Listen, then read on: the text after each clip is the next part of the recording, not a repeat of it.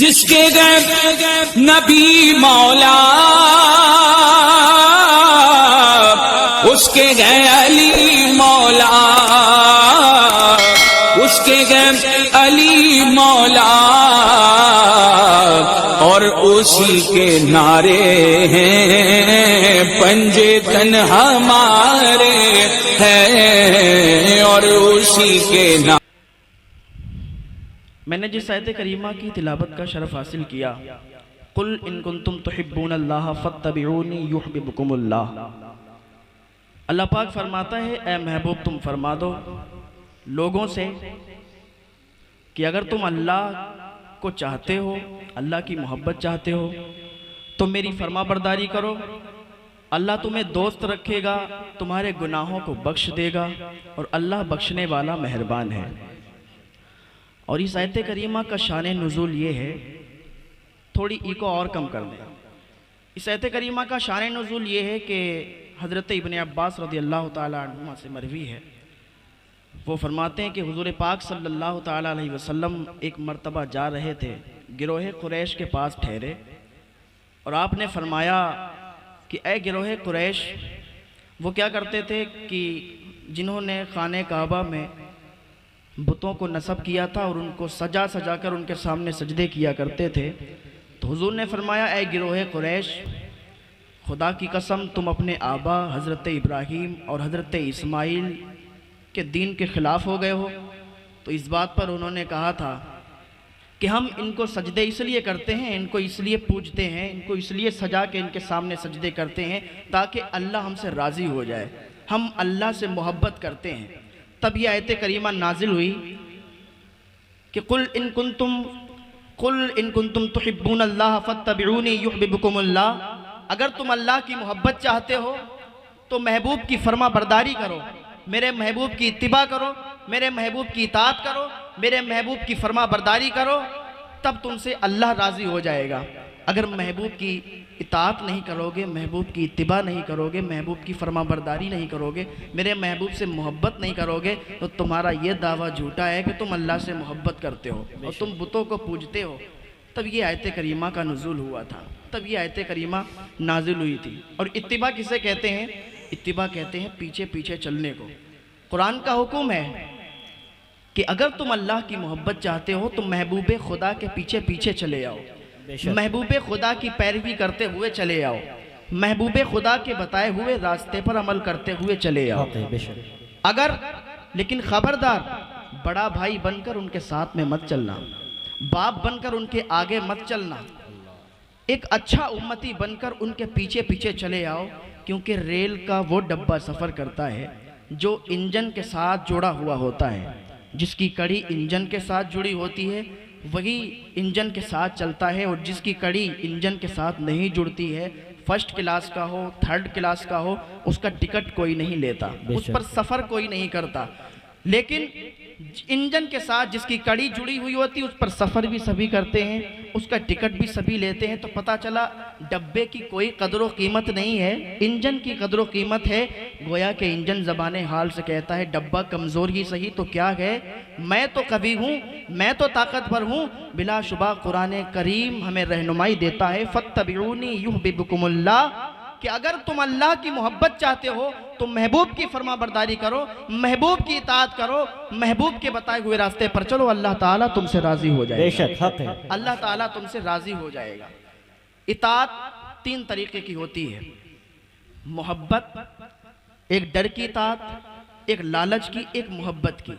इस आयत करीमा को मोहब्बत के साथ शुरू किया गया, और यहाँ पर मोहब्बत की इताअत मकसूद है, क्योंकि डर और लालच की इताअत तो मुनाफिकीन भी किया करते थे। अब मोहब्बत तीन तरीके की होती है, एक तो छोटे से, दूसरी बराबरी वाले से, और तीसरी होती है अपने से बड़े से, वो भी अजमत के साथ। इत्तबिऊ से ये मालूम हुआ कि मोहब्बत अजमत के साथ होनी चाहिए। मोहब्बत इस तरीके से ना करें कि बड़ा भाई समझ कर करें, बल्कि मोहब्बत जो उनके शायान शान हो, नबूवत और रिसालत की बिना पर जो मोहब्बत की जाए। और मोहब्बत के मेयार हुजूर ने फरमाया है, एक हदीस पाक है, ला युमिनु अहदुकुम हत्ता अकूना अहब्बा इलैहि मिन वालिदिही व वलदिही वन नासी अजमईन, कि कि तुम में से कोई तब तक मोमिन नहीं हो सकता जब तक अपने माँ बाप भाई बहन औलाद सबसे ज़्यादा मुझसे मोहब्बत ना करे। मोहम्मद की मोहब्बत दीन हक की शर्त अव्वल है, इसी में हो अगर खामी तो सब कुछ नामुकम्मल है। अल्लाह की सरताब कदम शान है ये, इंसान नहीं इंसान वो इंसान है ये। और कुरान तो ईमान बताता है इन्हें, ईमान ये कहता है कि मेरी जान है ये, ईमान ये कहता है कि मेरी जान है ये। मेरी तकरीर समझते समझते भी आपको थोड़ा टाइम लगेगा, और जब समझने लगेंगे तो मैं यकीन से कहता हूँ कि कोई भी उठता हुआ नज़र नहीं आएगा इंशाअल्लाह। तो ईमान ये कहता है कि मेरी जान है ये।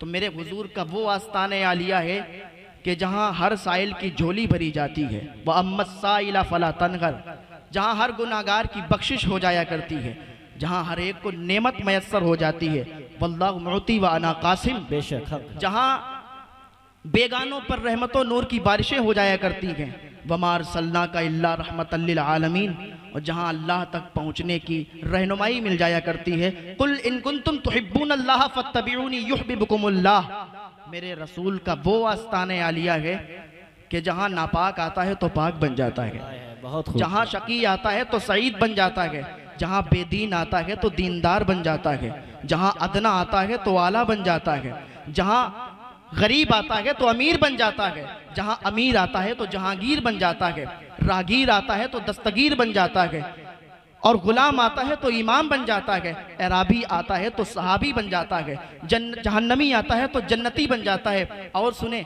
जहाँ अबू बकर आते हैं तो सिद्दीक अकबर बन जाते हैं, जहाँ उमर आते हैं तो अदालत के ताजदार बन जाते हैं, जहाँ उस्मान आते हैं तो सखावत के ताजदार बन जाते हैं, जहाँ अली आते हैं तो शुजात के ताजदार बन जाते हैं। मेरे इमाम फरमाते हैं, मेरे करीम से अगर कतरा किसी ने मांगा, दरिया बहा दिए हैं दुर्बे बहा दिए हैं, दरिया बहा दिए हैं दुर्बे बहा दिए हैं। एक हदीस पाक है बुखारी शरीफ की सफ़ा नंबर 911 पर, बड़ी प्यारी हदीस मौजूद है। एक सहाबी हुजूर के पास आए और आने के बाद कहते हैं, या रसूल अल्लाह सल्लल्लाहु ताला अलैहि वसल्लम, क़यामत कब आएगी? तो हुजूर ने फरमाया, क्या तूने क़यामत की तैयारी कर ली है? क्या तूने क़यामत का आने का इंतज़ाम कर लिया है, कुछ तैयारी की है? उसने क्या कहा, या रसूल अल्लाह सल्लल्लाहु ताला अलैहि वसल्लम, हमने नमाज़ों को, रोज़ों को, सजदों को बहुत ज़्यादा तोशा नहीं बनाया है, मेरे पास ये बहुत ज़्यादा नहीं है, पर या रसूल अल्लाह, अल्लाह से और उसके रसूल से यानी आपसे मोहब्बत है। हुजूर फरमाते हैं, अगर तुम मुझसे मोहब्बत करता है तो फिर मैदान महशर में मेरे साथ रहेगा, तू जन्नत में मेरे साथ रहेगा। पता चला, अगर हुजूर से मोहब्बत करोगे तो जन्नत में हुजूर के साथ रहोगे, अगर दुनियादार से मोहब्बत करोगे तो दुनियादार के साथ रहोगे, लेकिन अगर मदीने के ताजदार से मोहब्बत करोगे तो मदीने के ताजदार के साथ रहोगे। और मोहब्बत कैसी होना चाहिए? हजरत ज़ैद एक सहाबी हैं, जब ये छोटे थे तो इनका बचपन का ज़माना था, नानी के घर जा रहे थे, रास्ते में बनु कैस ने इनको लूट लिया और जाके हजरत खदीजतुल कुबरा के भतीजे को बेच दिया। और जब हुजूर अलैहिस्सलातु व तस्लीम का निकाह हजरत खदीजा से हुआ तो इनको हुजूर पाक सल्लल्लाहु ताला अलैहि वसल्लम की बारगाह में पेश कर दिया गया। अब इधर इनके जो माँ बाप थे इनको ढूंढते थे, फिरते थे, रोते थे, गलियों में टहला करते थे कि मेरा बेटा गुम हो गया, मेरा बेटा कहाँ चला गया, इस तरीके से उन्हें ढूंढा किया करते थे। तो एक दिन इनके महल्ले के लोग हज करने के लिए गए तो वहाँ देखा कि ज़ैद टहल रहे हैं, तो ज़ैद से मुलाकात की और कहा, ज़ैद तुम यहाँ टहल रहे हो, तुम्हारे माँ बाप तो रो रो के बुरा हाल कर दिया। क्योंकि जिसका बच्चा होता है ना, जिसकी औलाद होती है, उसे अपनी औलाद से बहुत प्यार हुआ करता है, चाहे उसकी औलाद कैसी भी हो, गलत हो सही हो, लेकिन उसे अपनी औलाद से बहुत प्यार हुआ करता है। हुजूर पाक सल्लल्लाहु ताला अलैहि वसल्लम के पास एक सहाबी आते हैं और अर्ज करते हैं, या रसूल अल्लाह, मेरा बेटा 3 दिन से गुम है, 3 दिन हो गए मेरा बेटा नहीं मिला। हुजूर फरमाते, तेरा बेटा फुला जगह खेल रहा है, वो दौड़ लगा देते हैं। तो हुजूर फरमाते हैं, उसको रोको, उसको बुलाया, कहाँ जा रहे हो? कहा, या रसूल अल्लाह, 3 दिन से अपने बेटे को नहीं देखा, अपने बेटे के पास जा रहे हैं। हुजूर फरमाते हैं, तू अपने बेटे के पास जा रहा है, वहाँ और भी बच्चे खेलते होंगे, किसी के सामने जब तू वहाँ जाएगा तो उसको बेटा कह के मत बुलाना। कहा, या रसूल अल्लाह, बेटा कह के ना बुलाऊं, ये क्या बात हुई, मेरा बेटा है, 3 दिन से मुझसे जुदा है, उसके गम में हम लोग तड़प रहे हैं और हम उसको देखेंगे तो बेटा है तो बेटा कह के बुलाएंगे। हुजूर ने फरमाया कि तुझे मना इसलिए करता हूँ कि वहाँ पर और भी बच्चे खेलते होंगे, किसी की माँ नहीं होगी, किसी के बाप नहीं होंगे। जब तू बेटे को बेटा कह के बुलाएगा ना तो उन्हें अपनी माँ की याद आ जाएगी, उन्हें अपने बाप की याद आ जाएगी कि काश आज हमारे भी माँ बाप होते तो हमें भी बेटा कह के बुलाया करते, तो उनके दिल गमगीन हो जाएंगे। तो हुजूर कितनी शफकत करते, कितने रहीम है, कितने रहम दिल है। कहते हैं बेटा कह के मत बुलाना। तो जिसका बच्चा होता है उसे बहुत प्यार हुआ करता है। हजरत जैद के जब वालिद को पता चला कि मेरा बेटा वहाँ है, तो हजरत जैद और उनके भाई यानी इनके चचा फिदिये की रकम लेके हजरत जैद के पास गए और हजरत जैद के पास गए।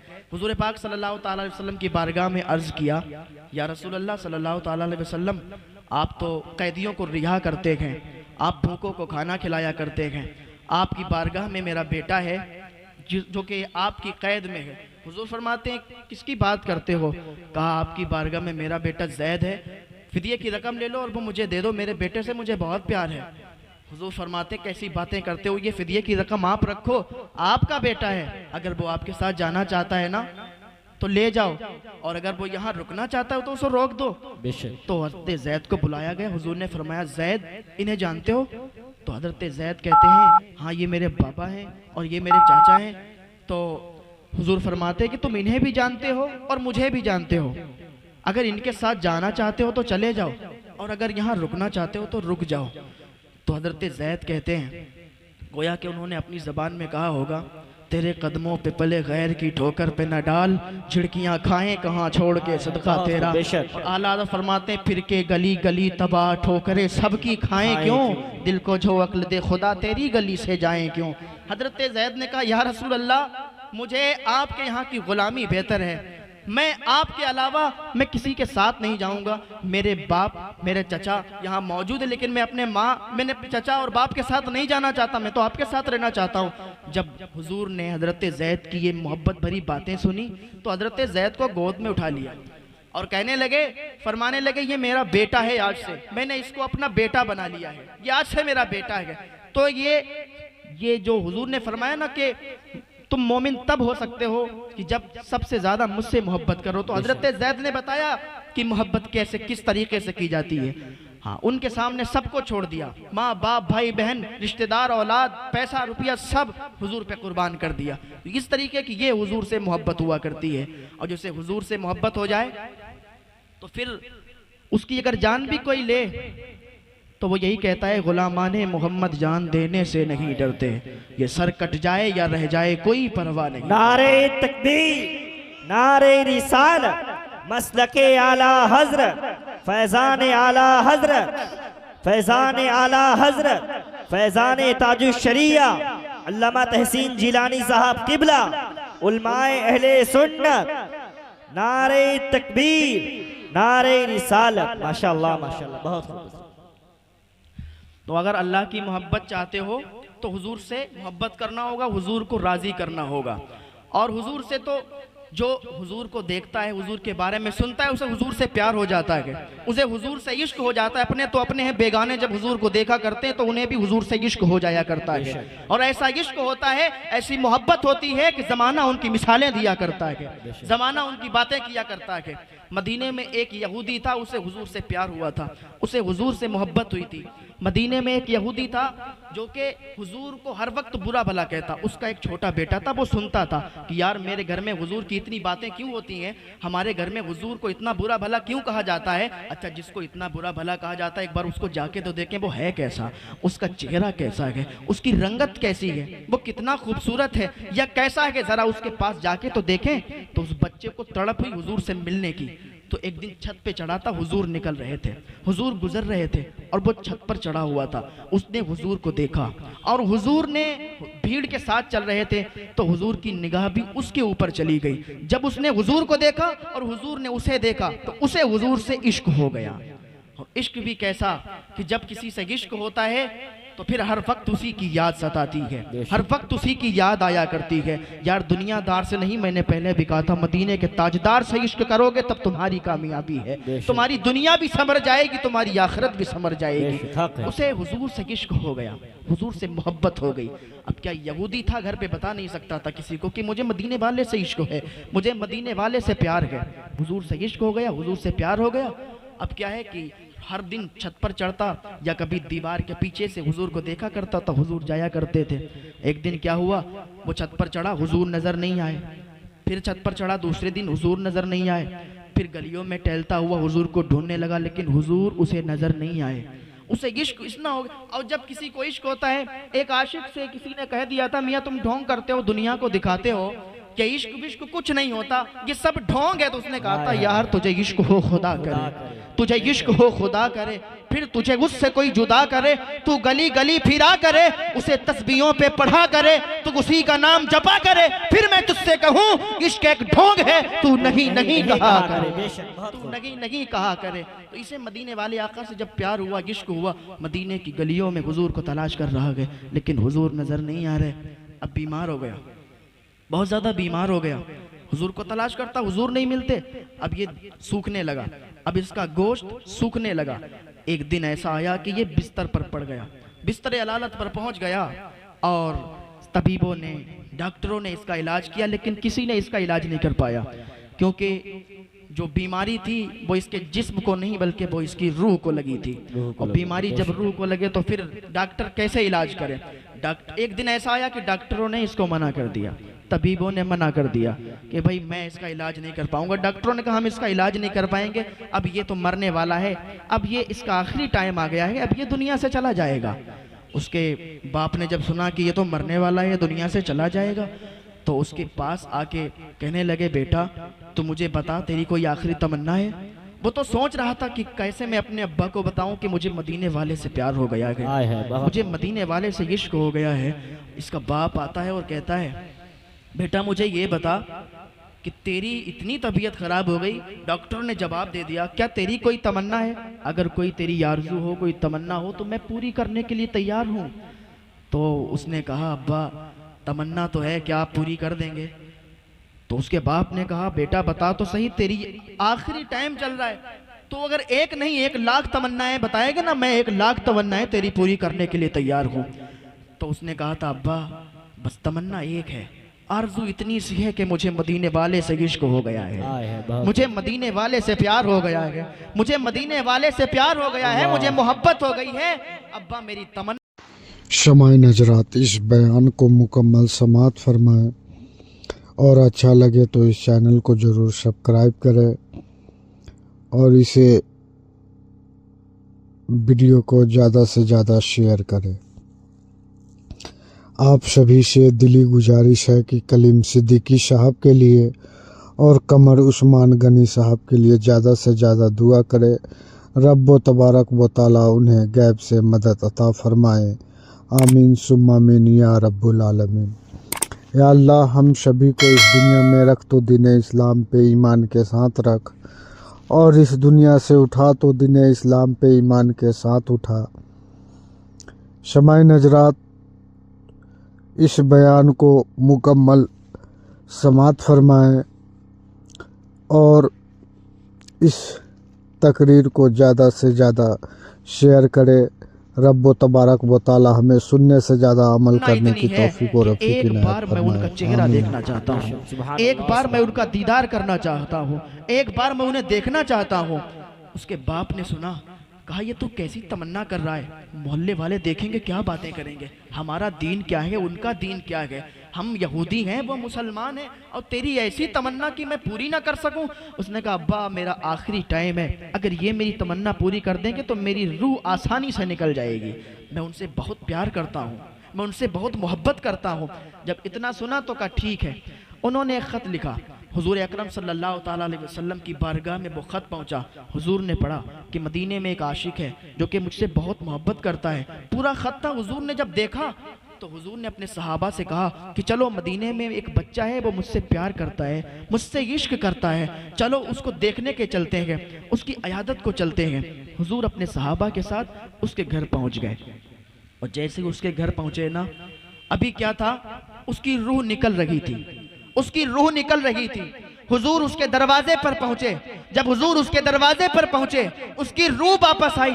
उसने हुजूर को देखा, हुजूर ने उसे देखा। गोया कि हुजूर की आंखों में भी आंसू आ गए, उस लड़के की आंखों में भी आंसू आ गए। आंसू आंसू बातें कर रहे थे, मेरी दास्तान हसरत बस सुना सुना के रोए। मेरे आजमाने वाले मुझे आजमा के रोए। कोई ऐसा अहले दिल हो जो फसाना है मोहब्बत, मैं उसे सुना के रोऊं तो मुझे सुना के रोए। नारे तकबीर, नारे रिसालत, मसलके आला हजरत, फैजान आला हजरत, फैजान सुन्नत कॉन्फ्रेंस, फैजान सुन्नत कॉन्फ्रेंस, अल्लामा तहसीन जिलानी साहब किबला, उलमाए अहले सुन्नत, नारे तकबीर, नारे रिसालत। माशाअल्लाह माशाअल्लाह, बहुत खूब। मैं उसे सुना के रोऊं वो मुझे सुना के रोए।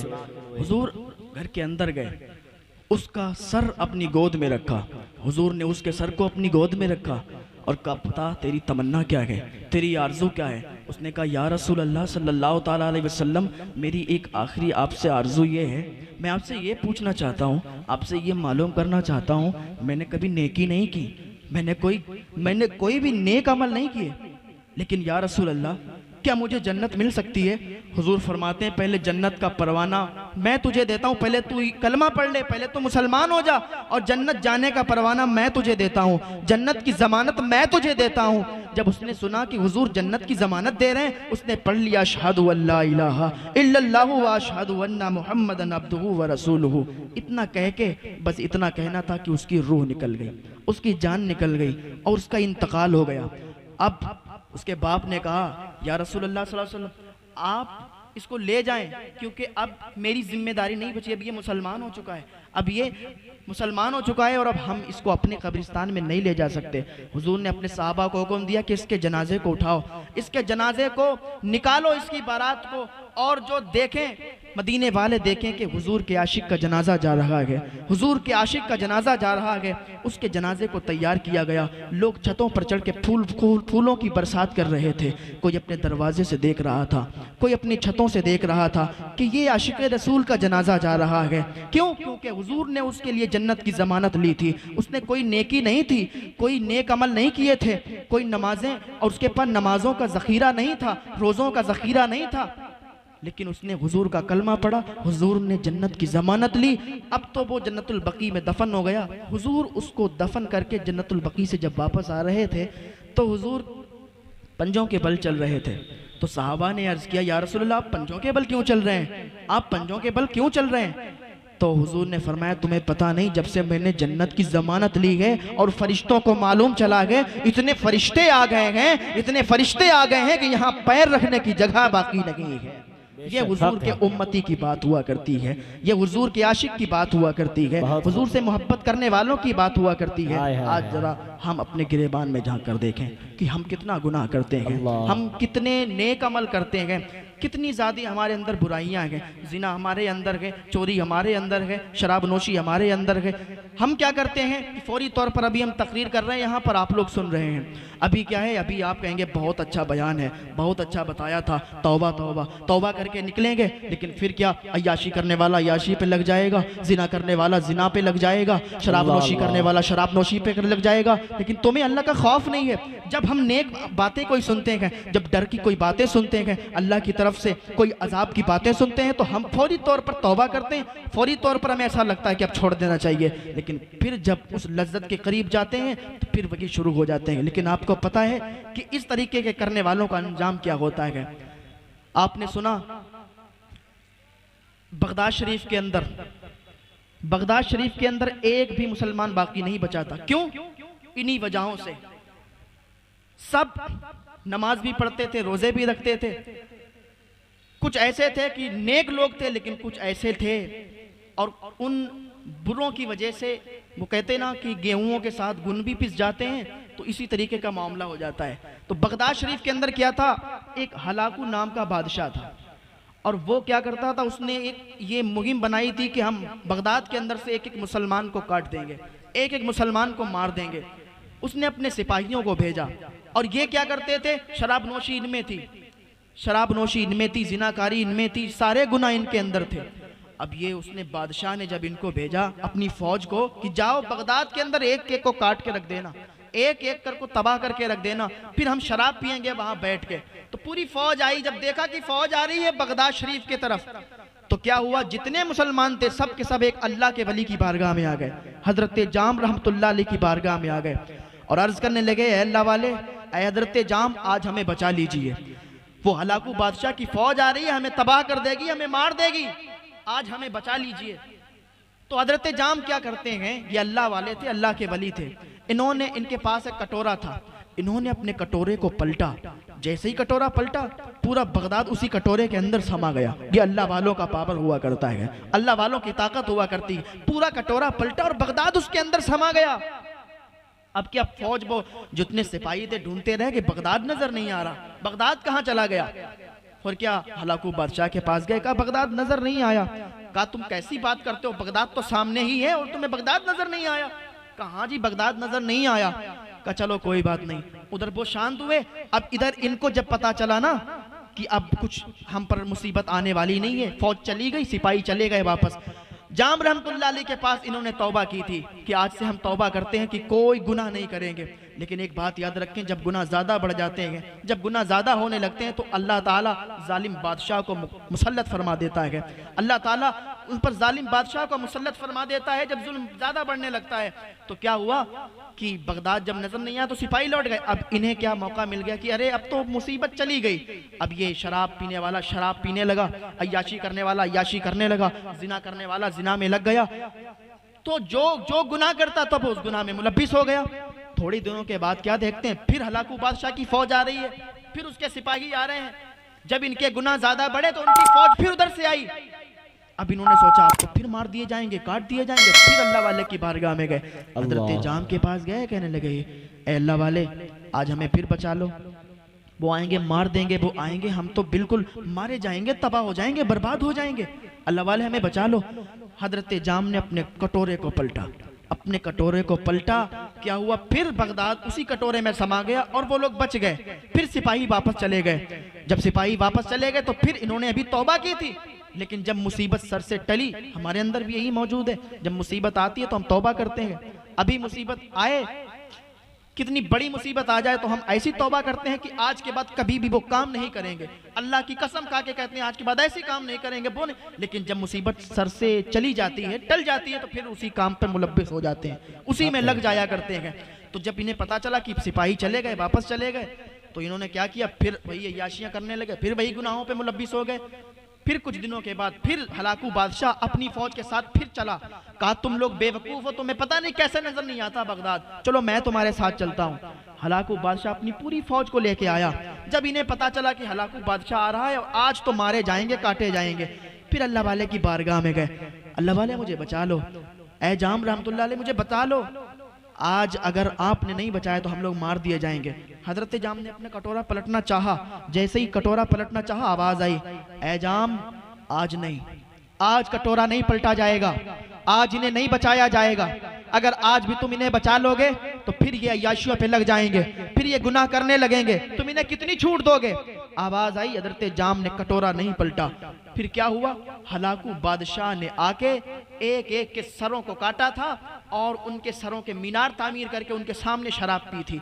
तो ये होता है कि जब अपने आप को बदलना चाहिए।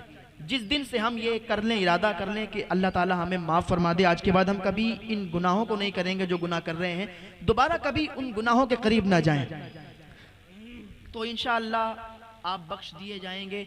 अल्लाह की बारगाह में तौबा करें, अल्लाह ताला आपके गुनाहों को माफ़ फरमा देगा, आपके गुनाहों को बख्श देगा। बस आए तो अल्लाह की तरफ। अल्लाह ताला तो बुलाता है, मेरे बंदे आ तो सही, मैं तेरी तौबा कबूल फरमाने वाला हूँ, मैं तुझे माफ़ फरमाने वाला हूँ। तूने कितने भी गुनाह कर दिए, तूने कितने भी गुनाह कर दिए, लेकिन अल्लाह माफ़ फरमाने वाला है। अल्लाह तुम्हारे गुनाहों को ऐसे ही माफ़ फरमा देगा अगर तुम सच्ची तौबा करोगे। ऐसे गुनाह माफ़ फरमा देगा जैसे तुमने कभी गुनाह ही नहीं किए हैं, ऐसे तुम हो जाओगे। अल्लाह ताला ऐसे तुम्हें माफ़ फरमा देगा। हाँ, मैं आखिरी बात कहकर गुजर जाना चाहता हूँ कि बस अपने दिलों को तब्दील कर लें। एक इंसान ने ख्वाब देखा, एक शख्स ने ख्वाब देखा और ख्वाब के अंदर ये इतनी बड़ी बड़ी बातें मौजूद हैं, इतनी नसीहत की बातें मौजूद हैं, जिसने अमल कर लिया तो इंशाअल्लाह उसका बेड़ा पार हो जाएगा। एक इंसान ने ख्वाब देखा कि उसे एक शेर दौड़ा रहा है और वो भाग रहा है, शेर दौड़ा रहा है, वो भाग रहा है, भागते भागते भागते भागते वो एक दरख्त के पास ठहरा। अब उसने सोचा कि दरख्त पर चढ़ जाएंगे तो शेर से बच जाएंगे।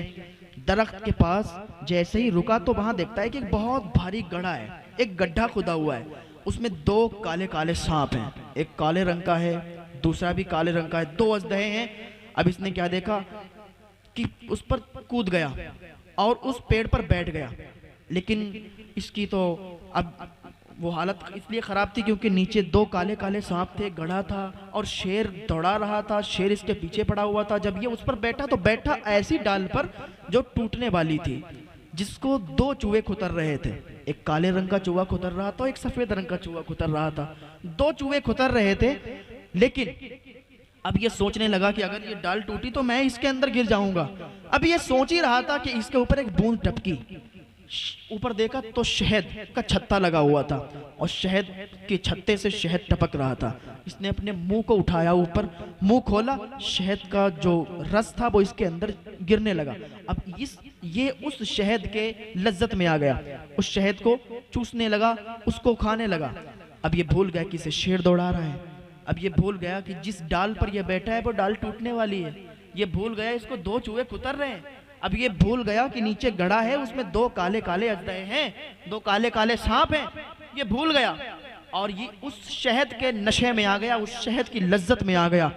एक टाइम ऐसा आया कि डाल टूटी और ये गड्ढे में गिर गया और दो काले जो सांप बैठे थे उन्होंने इसको डस लिया। जैसे डसा वैसे ही इसकी आंख खुल गई और अचानक से बैठ गया, उठ के डर गया। अचानक से उठा तो क्या देखता है कि बहुत डरा, रोंगटे खड़े थे, फौरन भागता हुआ गया अल्लाह के वली के पास। एक अल्लाह वाले थे, वो दिलों के हाल को जानते थे, उनके पास गया। जानने के बाद कहा, ऐ अल्लाह वाले, मैंने ये ख्वाब देखा है, मुझे इसकी ताबीर बताएं, इसकी ताबीर क्या है।